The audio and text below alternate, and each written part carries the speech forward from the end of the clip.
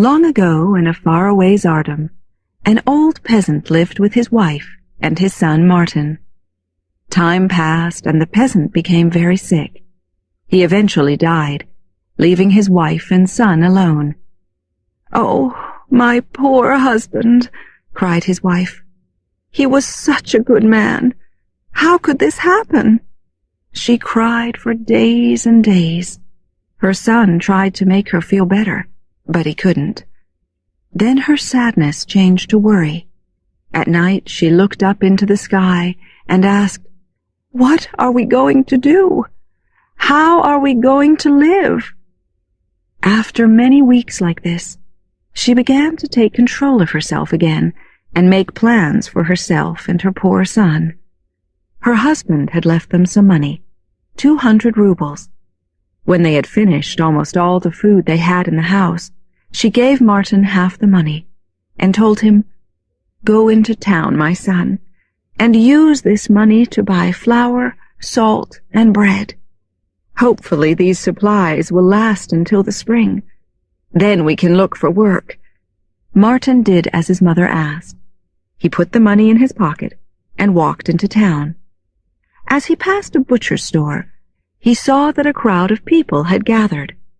The butcher had tied an old, sad-eyed hunting dog to a tree. He was beating the dog, and the dog was crying with pain. Martin pushed through the crowd and shouted, "Butcher, why are you beating this poor dog?" "Because this poor dog ate some of my best beef this morning. That's why. How can I make a living when this stupid animal eats my best meat?" "Oh, but I'm sure he was only hungry, and he looked so sad. Listen, I could use a dog. Why don't I buy him from you? I'll give you 100 rubles for your dog." The butcher laughed. "You can't be serious. You want to spend 100 rubles on this dog?" "Yes, I'm serious," replied Martin. "Then you must be crazy. But you've made me happy, even if you are a madman, so give me the 100 rubles, and I'll give you the dog." "Certainly," said Martin, and he took the poor, frightened dog away and began to walk back along the road, out of the town and toward his home. They walked slowly along until they came to a tree which had fallen by the road.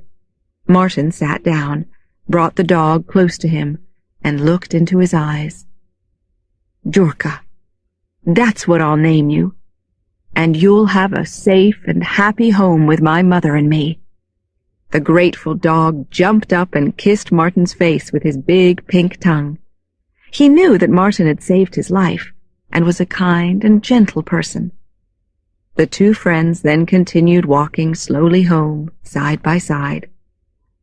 When Martin arrived home and told his mother he had spent all their money on an old dog, she was very angry. "What?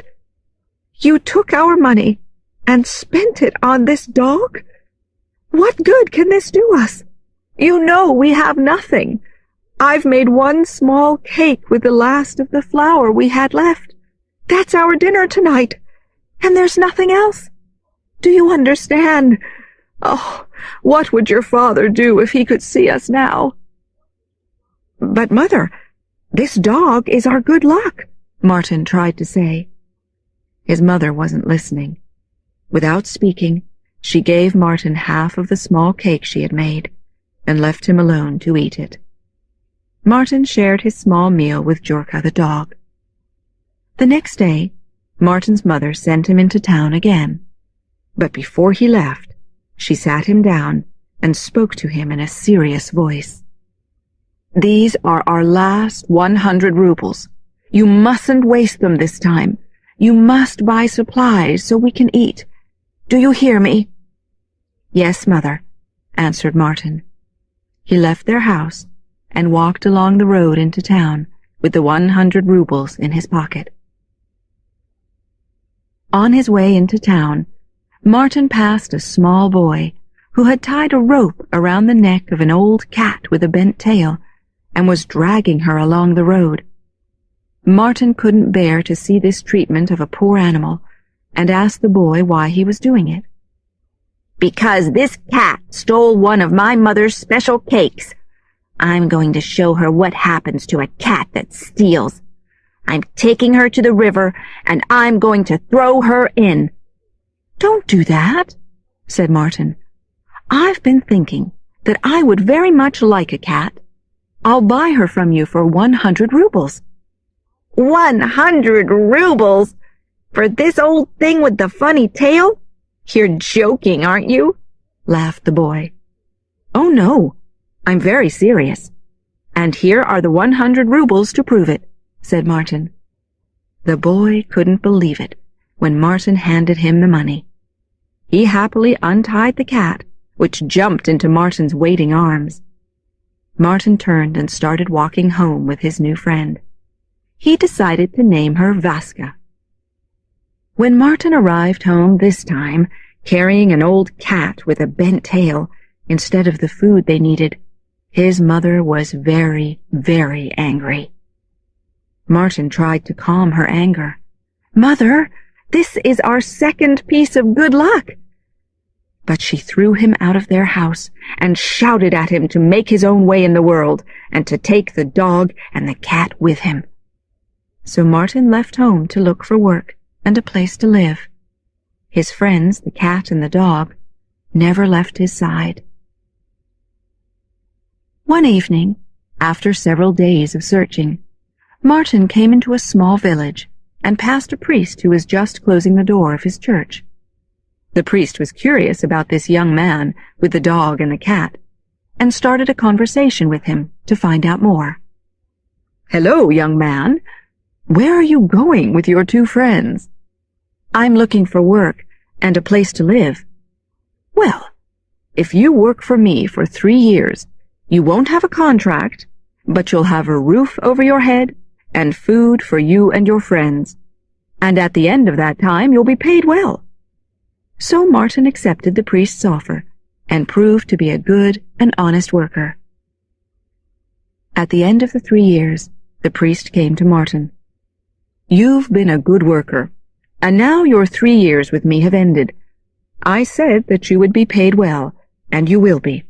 You may choose one of these 3 payments." He then put in front of Martin a bag of gold, a bag of silver, and a bag of sand. Martin thought about it. If he chose the gold, he could buy whatever he needed for a long time. He could be almost as wealthy with the silver. But the sand, why was the priest offering him a bag of sand? This must be some kind of test, thought Martin, and in this simple test, I think there is some kind of deeper meaning. So he stepped forward and said, "I'm going to choose the bag of sand." "Well, if you don't like silver and gold, of course take the sand," the priest answered, and he handed Martin his bag of sand. Martin then left the priest to search for more work, taking his bag of sand, Jurka, and Vaska with him. The bag of sand was very heavy, and sometimes Martin wanted to leave it behind, but he never did.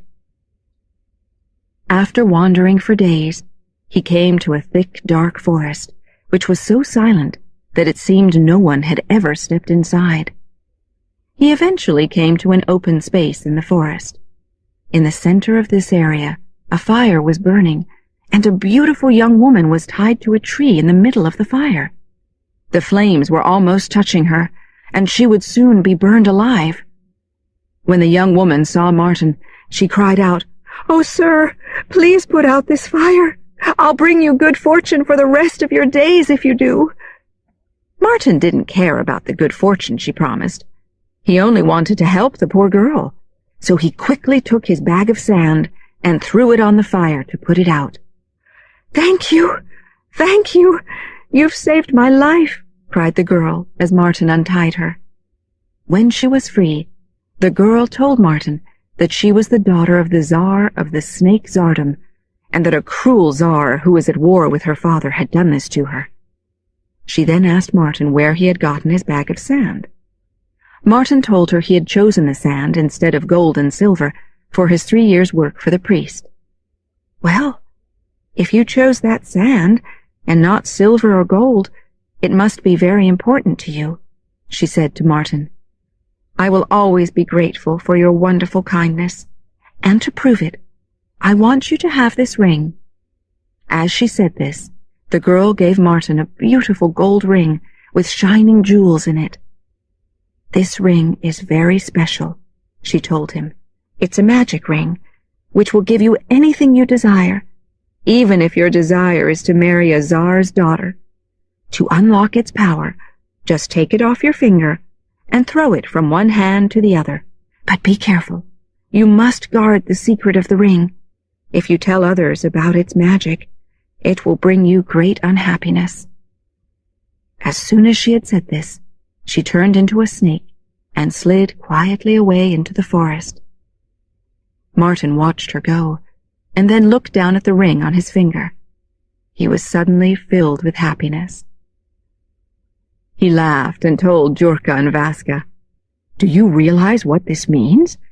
We don't need to search for work. We'll have everything we need, and I can help my poor mother. But let's see this wonderful magic." So he took off the ring and threw it from hand to hand, as the girl had told him to do. He then watched in amazement, with Jurka and Vaska, as 12 young men suddenly appeared and said, "Oh, master, tell us what in the world you want, and we will bring it to you." Martin couldn't believe his eyes and ears. He answered, "Good men, take us back to my poor mother." And so they returned to his village. His mother, who was filled with guilt and sadness for sending her son away, was very happy to see him again. "Oh, my son, I've missed you so much and worried so much. Can you ever forgive me?" she cried. "There's nothing to forgive, dear mother," cried Martin, "and our life is going to be wonderful now." Of course, Martin couldn't tell his mother about the magic ring, so he went quietly outside, took the ring off, and threw it from hand to hand. Immediately the 12 young men appeared again and said, "Oh, master, tell us what in the world you want, and we will bring it to you." Martin told them to bring the best food and wine, and the finest meat for Jurka and Vaska. They then celebrated their good fortune. They all lived together in happiness for many months. Whenever they needed anything, Martin just took off the ring, threw it from hand to hand, and immediately 12 young men appeared, bringing Martin whatever he desired. Time passed, and Martin began to think of marriage. He remembered what the snake czar's daughter had told him, that he could have even a czar's daughter. So he asked his mother to go to the czar's palace and ask permission for Martin to marry the czarevna. His mother was very worried and warned her son that this was a mistake. The son of a peasant doesn't marry the daughter of a czar. You should look for an ordinary girl to be your wife. You're asking me to do something which is very dangerous. The czar could have our heads cut off for even asking such a thing. But Martin had made his decision and wouldn't change his mind. So his mother went to the palace, feeling very anxious. When she tried to enter the palace, the guards wouldn't allow her inside. They tried to drag her away, but she made such a noise that the czar eventually agreed to see her. "You must be crazy," he answered when she asked if Martin could marry his daughter. "How could you imagine that a czar would allow his daughter to marry a peasant?" "But my son is the kindest and smartest young man in the whole world.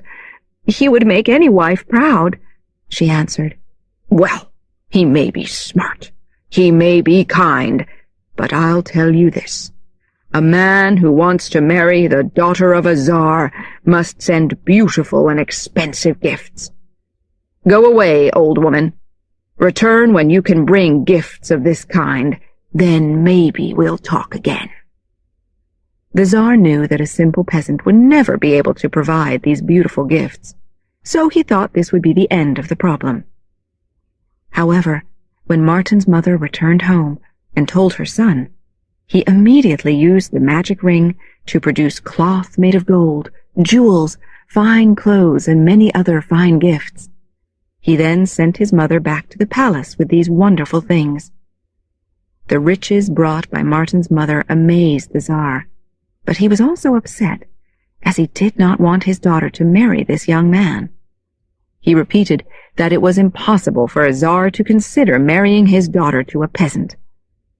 "But I've done as you asked," cried the mother. "You promised me that we would discuss the marriage if I brought these gifts." The Tsar didn't know what to do and was quite worried. Then the Prime Minister spoke. "My dear Tsar, may I make a suggestion?" "Certainly, Prime Minister," answered the Tsar, hoping for a way out of this mess. "Thank you. If, as this woman says, her son really is the smartest young man in all the world, then he must build a beautiful palace next to yours for his wife to live in.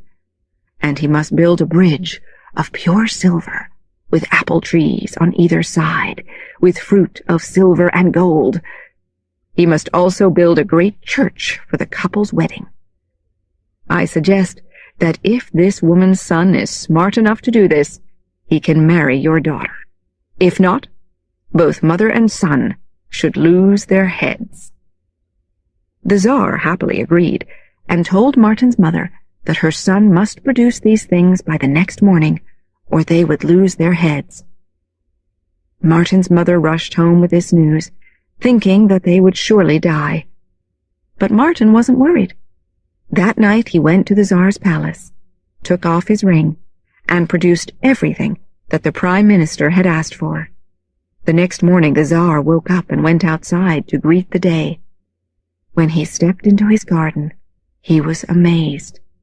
There in front of him stood a beautiful shining palace, a bridge with trees of silver and gold apples, and a great church. The Tsar knew then that he had to agree to the marriage, and preparations began in the palace. The Tsarevna and Martin were dressed in the finest clothes, and a beautiful marriage ceremony took place in the great church. For days afterward, there were wonderful celebrations at the palace. The young couple then began to live together as man and wife in their palace next to the Tsar's. But the Tsar's daughter wasn't happy. She was silly and proud, and very angry that her father had married her to a simple peasant. She wanted to get rid of her husband, and tried everything to find out what his secret was, always asking him questions in her sweetest voice. "You're so smart, my husband, but you're such a mystery, too. How are you able to do all these wonderful things? Won't you tell your loving wife?" But nothing worked. Martin never forgot what the Snake Tsar's daughter had told him, and he never gave away his secret. Finally, one night, his wife thought of a new and better idea. She put extra vodka in his cup at dinner, and she filled his cup until he was very drunk. She then kept him talking until he finally told her all about the magic ring. As soon as he was asleep, she took the ring from his finger and used it to take herself, the palace, the bridge, and the church away to a faraway tsardom, leaving Martin lying alone in their bed. When the Tsar discovered the next morning that his daughter was gone, he was very angry. He demanded to know where she was, but Martin was as shocked and confused as the Tsar was, and couldn't tell him anything. So the Tsar ordered his guards to build a high stone tower. Martin was locked up in this tower. There was only one tiny window, and he was given no food or water. The Tsar planned to punish him with a long, slow, lonely death. Jurka the dog had been away hunting, and when he returned, he was very upset about what had happened to his friend. He ran to Martin's mother's house to tell her, and found Vaska the cat lying by the fire, sleeping happily. "What are you doing here?" he shouted at her. "You only think about your own comfort when this terrible thing has happened to our friend, the man who saved our lives. Why aren't you trying to help him when he's in trouble?" The cat felt very guilty and immediately left the fire. She then listened carefully as Djorka described his plan to trick people in the village out of their food and take it to Martin. The next day, Djorka and Vaska went into the village to carry out their plan. Vaska got under the feet of shoppers as they walked home with their cakes. When they dropped the cakes, Djorka caught them, and the dog and the cat ran away. When little Vaska climbed the stone tower and appeared in the one tiny window with the first cake, Martin cried with joy. "My dear friends, you haven't forgotten me." So their plan was a success, and Djorka and Vaska managed to keep Martin alive in this way for a year. When the year ended, Djorka decided that Martin couldn't live this way for much longer. He told Vaska, "We must go together and try to find the magic ring that has caused all this pain and trouble." So they left together and crossed mountains, rivers, and even an ocean, with Vaska holding on to Djorka's back. After many months, they arrived in a faraway Zardom and found the beautiful palace that Martin had created for his wife, using the ring. Djorka told Vaska to find her way into the servants' rooms, and whenever they needed anything, to run quickly and get it for them.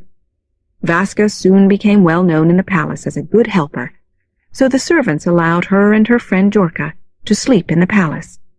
In this way, Vaska and Djorka were able to wander around and watch the Tsarevna closely.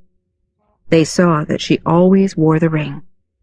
They wondered if she took it off to sleep, but her bedroom was the one room that they weren't allowed into, and they were both too big to slide in under the door. Only a mouse was small enough to do this, so they decided to travel to the Zardom of the mice.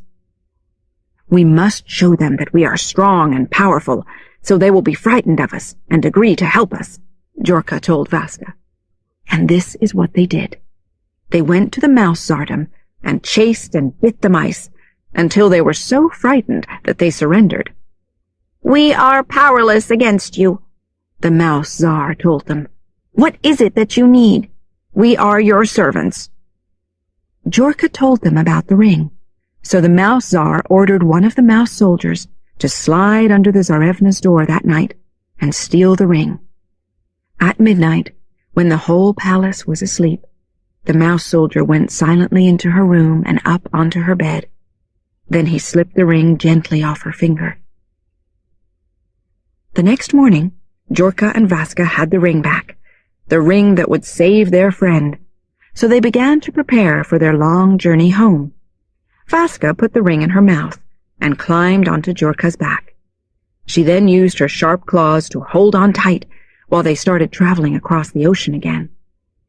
After swimming in the rough sea for many days, they were both very tired, but Djorka didn't stop, knowing that the ring would soon be safely back with their dear friend.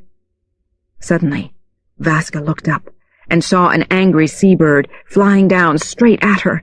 The bird came down and bit Vaska on the head. The pain was so terrible that she couldn't breathe. She watched as the bird flew back up into the sky. But just as Vaska was thinking that her terror was at an end, the bird flew down again, faster this time, and bit her on the head again.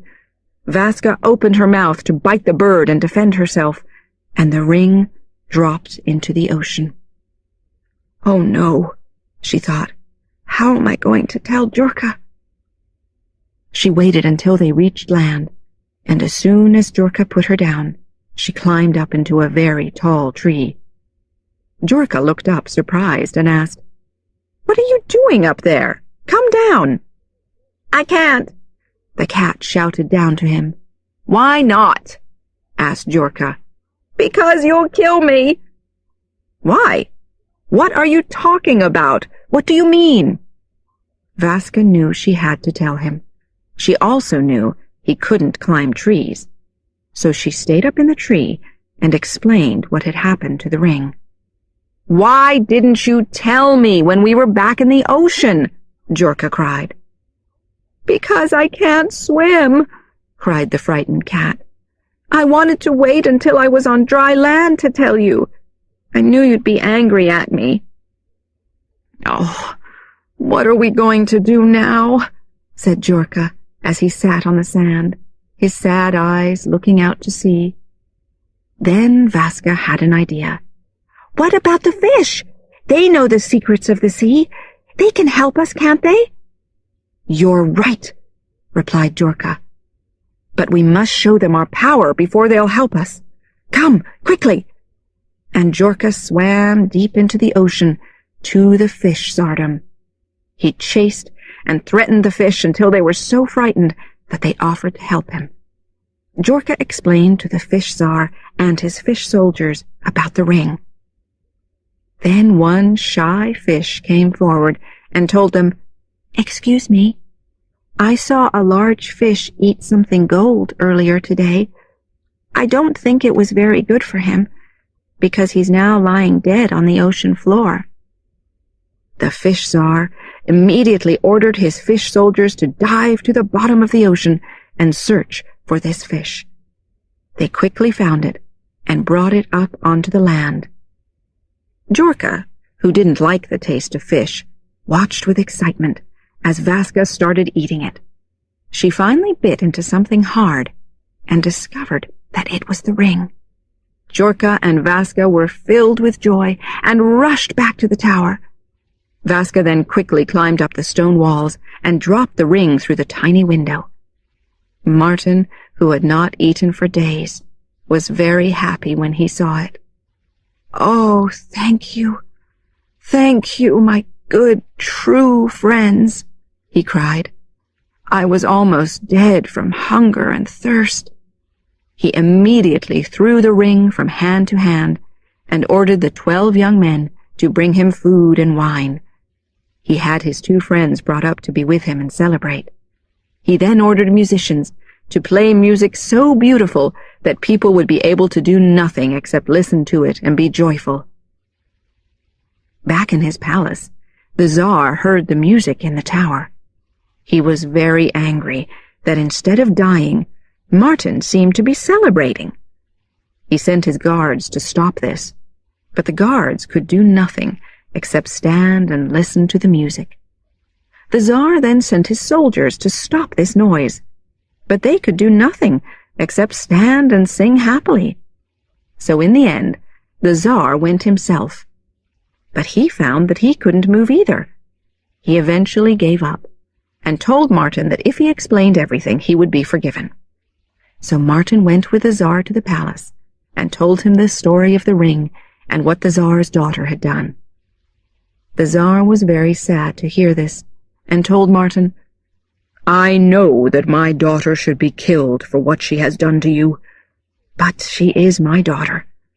Can you find it in your heart to forgive her?"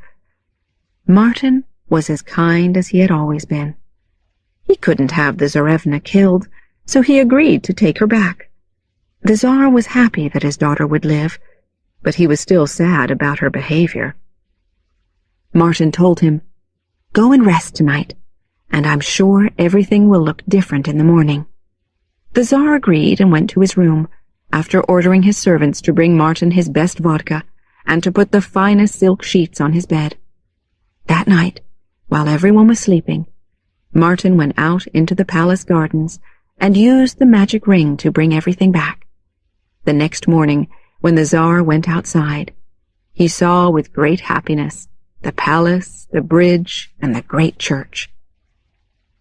Martin and the Tsarevna lived as man and wife again, and after some time, the Tsarevna realized what a good man Martin really was.